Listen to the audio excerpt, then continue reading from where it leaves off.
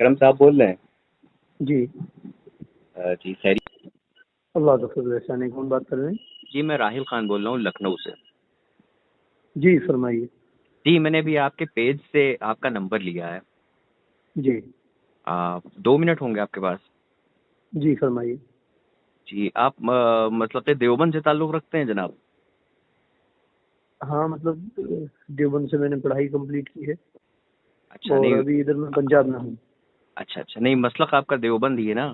جی ہاں جی ہاں جی ہے نا. آپ کے علماء کابرین اشرف علی تھانوی صاحب، رشید گنگوہی صاحب ہی ہیں. جی جی جی مجھے یہ بڑے دن سے ڈھونڈ رہا تھا اصل میں کوئی مفتی صاحب کوئی جلدی ہم لوگوں کو ملتے نہیں ہیں جن سے ہم لوگ سوال کر سکیں. تو تمام سوال جو ہیں وہ دل میں ہی رہ جاتے ہیں. جی. تو میرا سوال یہ تھا جیسے حضور اگر کسی نے نماز پڑھی اور جیسے بالفرض نماز پڑھنے کے بعد اس کو یاد آیا کہ اس کا وضو نہیں تھا تو نماز ہو جائے گی؟ نماز سے فرق پڑے گا کوئی؟ نماز نہیں ہوگی، دوبارہ پڑھنی پڑے گی اس کو. نماز سے فرق پڑ جائے گا؟ بالکل فرق پڑ جائے گا یاد آنے پر، کیونکہ ناپاکی کی حالت میں نماز پڑھنا ہی جائز نہیں. اچھا. اور دوسرا سوال میرا یہ تھا جیسے مان لیجئے کہ ایک شخص ہے تو اس نے بالفرض غصے میں اپنی بیوی کو 3 طلاق دے دیں، غصے میں، ہوش و حواس میں نہیں، غصے میں، تو اس کی طلاق ہو جائے گی؟ دیکھیے پہلی بات تو یہ ہے کہ خوشی میں تو کوئی اپنی بیوی کو طلاق دیتا نہیں. آئیے ہنستے ہنستے آئیے ہم آپ کو طلاق دے دیتے ہیں، ایسا نہیں ہوتا. نہیں ایسا ہوتا ہے کبھی کبھی. ہمیشہ اسباب اس طرح کے بنتے ہیں. 3 چیزیں ہیں حدیث شریف کے اندر آتی ہیں، بخاری کی صحیح روایت ہے. جی. آپ علیہ الصلوۃ والسلام نے ارشاد فرمایا ثلاث جدہن جد وہزلہن جد. جی.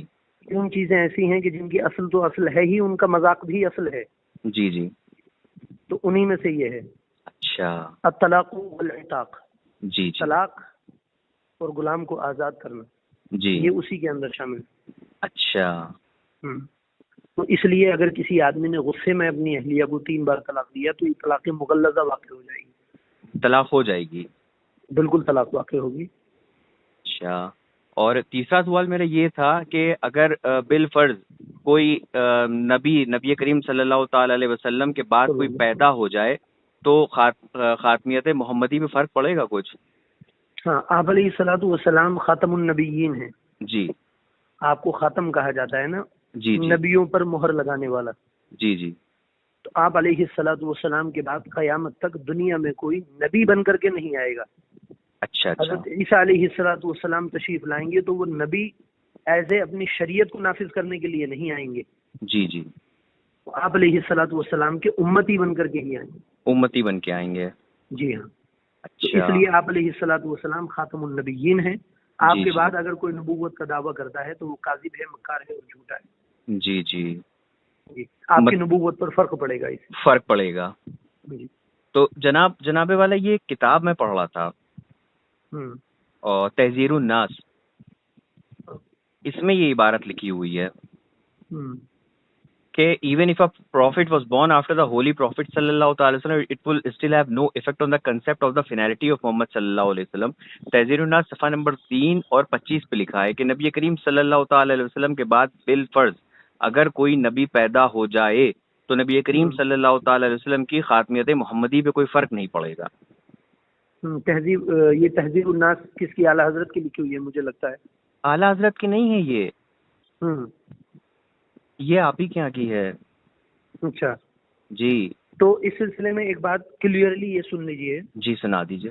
کہ ایک تو اس کتاب کا آپ یعنی تحذیر الناس کا آپ حوالہ دے رہے ہیں. جی ہاں. تو حوالہ معتبر اس وقت ہوتا ہے جی جبکہ اس کتاب کا تمام عبارت اور صفحہ بعینی آپ نقل کرنے کے بعد میں یہ بتائیں کہ وہ کون سے سن کی چھپی ہوئی ہے اور کون سے مطلب اس کو شعبے نے اشاعت کیا ہے. مثال کے طور پر کون سا مکتبہ ہے جس نے اس کو چھاپا ہے. اچھا. ہاں یہ چیزیں جب آپ بتائیں گے تو پھر اس کا حوالہ معتبر ہوگا. We do not accept any English عبارت. No, this is not the English ibarat. Actually, I was just translating this ibarat into English. Yeah. Okay. Yeah. And this ibarat has been purely written in Urdu only. And this is a very mashhur and maroof kitab of your sect. ٹھیک ہے.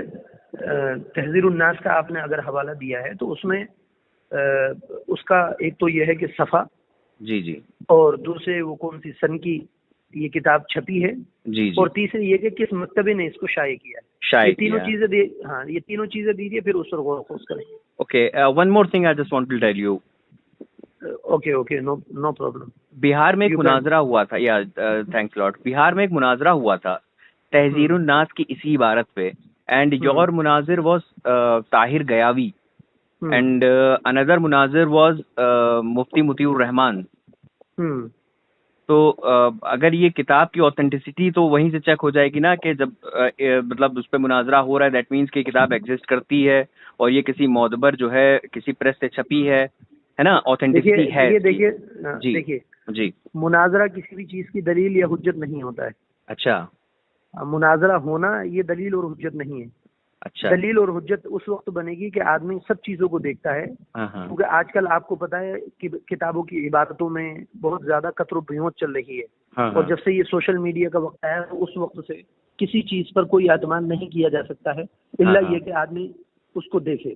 اچھا, ہم بھی جو کتابوں کا اگر کوئی فتویٰ لکھتے ہیں, فتویٰ لکھنے کی بات نقل کرتے ہیں, ایکچولی فتویٰ آج کی ڈیٹ میں نقل کیا جاتا ہے, لکھ کر کے تو اکابر علماء چلے گئے. تو فتویٰ جو نقل کیا جاتا ہے اس میں یہ تینوں چیزیں, کتاب کی عبارت, کتاب کا کون سا مضمون ہے, اور اس میں کون سی بحث چل رہی ہے, کون سا صفحہ ہے, کون سے سن کی وہ کتاب چھپی ہے, اور کس مکتبے نے اس کو چھاپا ہے, یہ سب چیزیں جب دیتے ہیں تو پھر وہ حوالہ معتبر مانا جاتا ہے. جی, میرا کوئی بات نہیں, مجھے اس کو دکھائیے گا یا شیور انشاءاللہ, آئی what's app you all of this عبارت. میں نے آپ کو یہ مناظرے والی بات اس لیے بتائی کیونکہ جو مناظرہ ہوا ہے وہ دو پڑھے لکھے اور مفتیوں کے بیچ میں ہوا ہے, رائٹ. تو وہ جب مناظرہ کریں گے کسی عبارت پہ, ظاہر سی بات ہے تحقیق کر کے ہی کریں گے کہ ہاں یہ ایگزسٹ کرتی ہے, یہ فیک نہیں کری گئی ہے, رائٹ. ہاں دیکھو, مناظرہ جب ہوتا ہے تو دونوں طرف سے دلائل پیش کیے جاتے ہیں. نہیں, ہم دلائل کی بات نہیں کر رہے ہیں, I am not talking about the proofs and evidences right now. میں بات یہ کر رہا ہوں, یا یو سے what ever you want to سے. مناظرہ بھی صحیح اور غلط, دیکھیے ایک چیز ہے, ایک عبارت جب ہوگی تو اس عبارت کو لے کر کے ہی مناظرہ کیا جائے گا. آپ اس کو رونگ سمجھ رہے ہیں یا اپنے دماغ کے حساب سے سمجھ رہے ہیں, میں اس کو اپنے دماغ کے حساب سے سمجھ رہا ہوں. اب کیا صحیح ہے کیا غلط ہے اس کا پتہ لگانے کے لیے ہم آمنے سامنے ہوتے ہیں. ہاں, جیسے کہ مان لیجیے کہ جیسے ہمیں لا کی بات کرتا ہوں, میں بائی پروفیشن ایڈوکیٹ ہوں, تو جیسے مان لیجیے کہ ہم لوگ جب دلائل دیتے ہیں جج کے سامنے کھڑے ہو کے, تو ہم لوگ پریسیڈنٹ کی بات کرتے ہیں. پریسیڈنٹ مینس جو پاسٹ میں سیم کیس اسی طرح کا آ چکا ہے اور اس ٹائم کیا ورڈکٹ, ڈیسیجن, فیصلہ دیا گیا تھا, وہی ہم کورٹ میں پیش کرتے ہیں کہ دیکھیے صاحب یہ فلاں فلاں سن میں فلاں بنام فلاں مقدمہ تھا اور فلاں کے فیور میں یہ فیصلہ کیا گیا ہے, تو سیم یہی مسئلہ یہاں پر بھی ہے, تو میں اسی کو پریسیڈنٹ بنا کے, نظیر بنا کے پیش کر رہا ہوں. تو اب جج صاحب جو ہیں وہ یہ تو نہیں کہتے ہیں کہ یہ جو مناظرہ ہوا, یہ جو مقدمہ ہوا تھا آج سے 50 سال پہلے, اس کی نظیر آپ دے رہے ہیں, اس ٹائم میں نہیں تھا اور میں اس کی اوتھینٹسٹی کے اوپر جو ہے وہ تب تک یقین نہیں کروں گا جب تک میرے پاس ایویڈنس نہ ہو. دیکھیے وہ ایک جج کا معاملہ ہے, یہ یہاں پر عقائد کا معاملہ آ جاتا ہے نا. جی, عقیدہ ثابت کرنے کے لیے دلیل بہت مضبوط ہونی چاہیے. بے شک, آپ سمجھ رہے ہیں بات کو. جی بے شک. ایک تو ہے دنیاوی کوئی بھی معاملہ, کسی بھی طرح کے جو اصول اور ضابطے, فار ایگزامپل یہ آج کے وقت میں ہمارا جو جوڈیشری سسٹم ہے, جی, اس کو ہی لے لیجیے آپ, اس میں کئی بار آدمی اپنے حساب سے چینجنگ کر لیتا ہے. تو اسی طرح کی پرابلمس ہماری شریعت میں بھی لوگ کریٹ کرنے لگے ہیں. تو ان سب چیزوں کا پتہ لگانے کے لیے کہ ایکچوئل میں یہی ہے یا نہیں ہے. جی, ہاں, اسی لیے تو میں آپ سے, یا اسی سیک کے لیے میں آپ سے کہہ رہا ہوں کہ بہار میں, کٹیہار میں یہ مناظرہ ہو چکا ہے, اسی عبارت پہ مناظرہ ہو چکا ہے. دیٹ مینس کہ عبارت اوتھینٹک ہے نا, یہ فیبریکیٹڈ نہیں ہے. دیکھو میری بات سنو, عبارت اوتھینٹک ہوگی بالکل, لیکن میں یہ کہتا ہوں کہ میں نے اس کو پڑھا نہیں ہے یا میں نے دیکھا نہیں ہے.